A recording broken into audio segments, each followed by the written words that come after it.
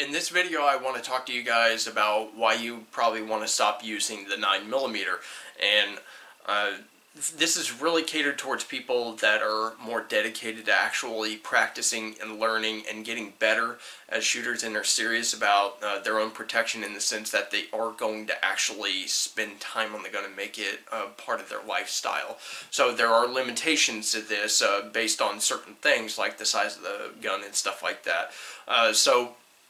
Anyways, one of the things that I've found is that 9mm does kind of limit your capability, in the sense that you don't really build the skills as well as you could if you went up in caliber, and not to 45. There's a lot of ballistic limitations to 45, and you know, rounds, having a certain amount of rounds is a good idea, but basically I would say like moving up to 40 caliber in some platforms is a good idea, and kind of getting away from 9mm, and if you understand what I mean. But anyways, the inherent advantages I found in 40 caliber, and not just 40 caliber, but also double action, single action 40 caliber, so it's kind of a dual thing. I would say that 40 caliber, depending on what it is, it can help build grip strength, and inherently you are going to get a little bit more recoil depending on the gun that you get, and I would go with something that's more compact, more around 4 inches, because most of the defense loads are catered towards 4 inches, and you can get optimal performance, which is inherently going to be typically better than 9mm.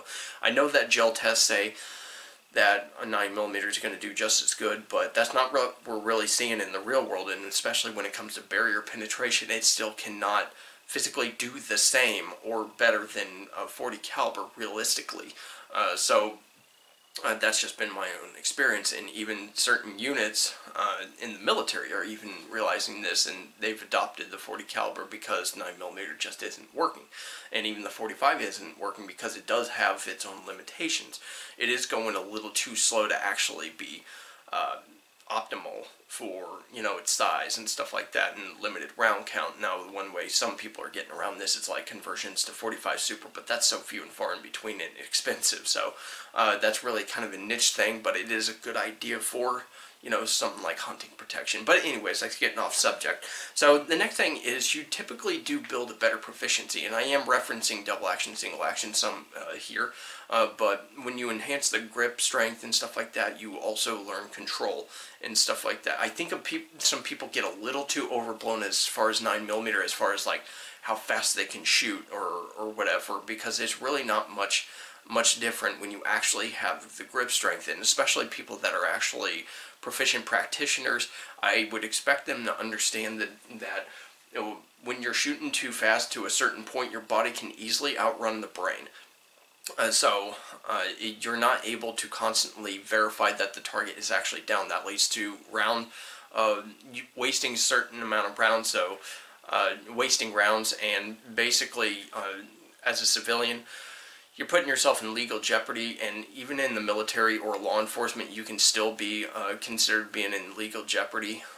But I know some people want to talk about how they're going to get around that, but you're not going to get around the fact that you're wasting ammo that is going to be pretty limited.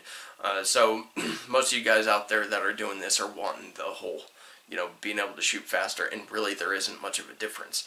So the one advantage is also ballistic advantage. You're able to actually get rounds quite easily that will actually have good terminal effects, and even through barriers, as I kind of mentioned.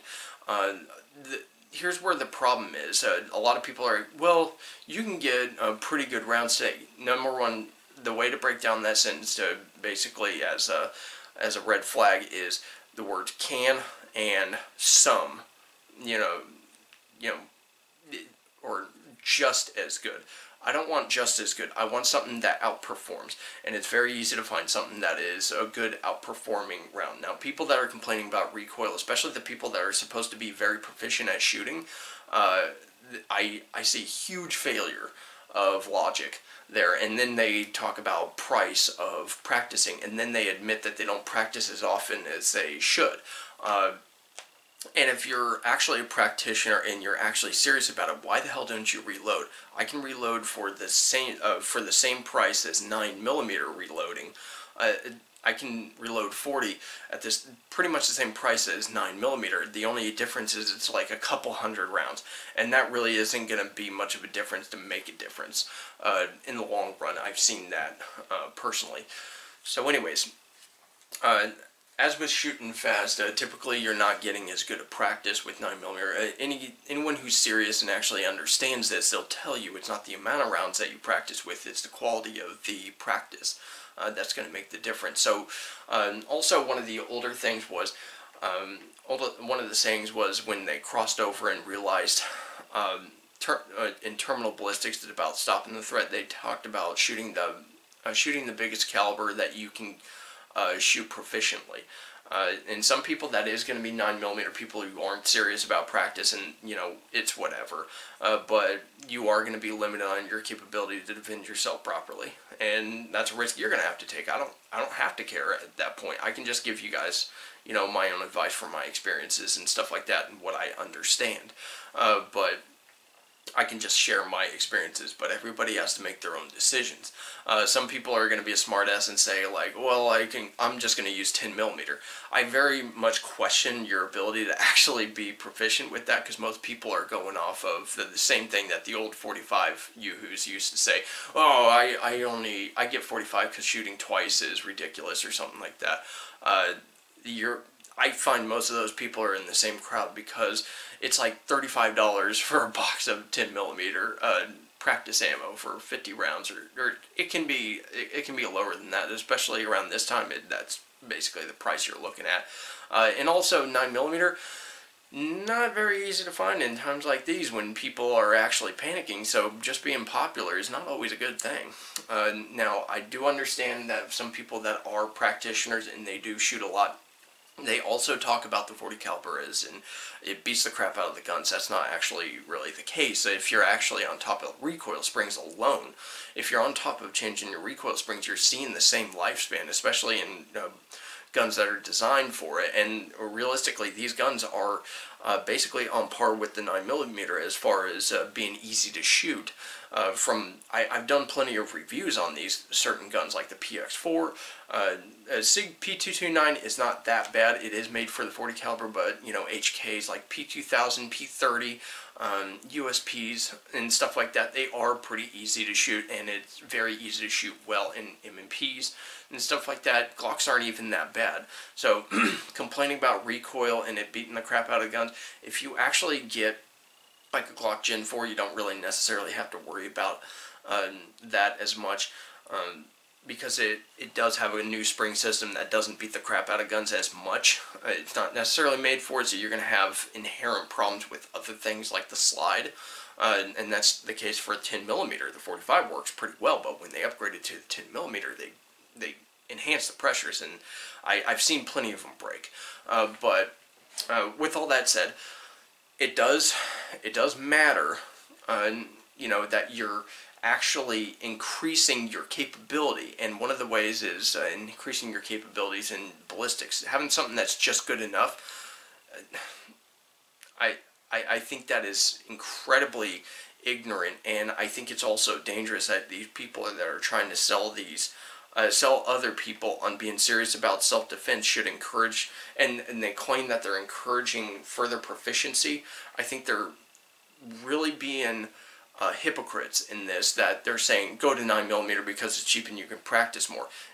You should know that it's the quality of practice, not the amount of rounds that you do, that's important. And also, if you're trying to get people to be serious, get them to reload. Stuff like that. And teach them properly about how different guns are going to do different things, and also firearms maintenance. That's a big thing. So yeah, it's going to beat the crap out of guns. 9mm are going to get the crap beat out of them. But anyways, stop stopping at 9mm. Actually test yourself. If you want to move to 10mm, fine. It's whatever. That's on you. But the point is, stop stopping at 9mm. Enhance your capabilities and take a step up, kind of like the 5.56. 5.56 does have its place, but it is limited on its capability, so upgrading to something like a 308 or even 7.62x39 in some cases, that can actually be a good idea, depending on where you're at. So anyways, not to draw this out and make it to where you have to get popcorn and drinks, but that's really my opinion on this stuff and what I've seen. I've grown a lot from shooting .40 caliber, and I've become very attached to it, and I'm very happy with it. And especially times like these when limited ammunition is coming in, I don't have to wait for a specific one that I think is going to work well. I can go with stuff that I know will work well, and it's a very easy thing. You can pretty much pick anything off the shelf as far as .40 caliber within limitations as far as like weights and stuff, and you will be fine, and you will be good, and you will have something that will perform. So with all that said, I appreciate you guys watching. Go ahead and leave a comment below. You know, have a discussion. You know, it is what it is, but realize that you will get picked on for ignorance and stuff like that, and sticking to the ignorance. Yeah, that's what it's all about, is don't be dangerous and just put out hype and stuff that you don't know about. You know, try to actually be a little smarter and think for yourself rather than just taking everybody's, you know, word for it, even mine. But anyways, I appreciate you guys watching. Do your own research, and you guys have a good one.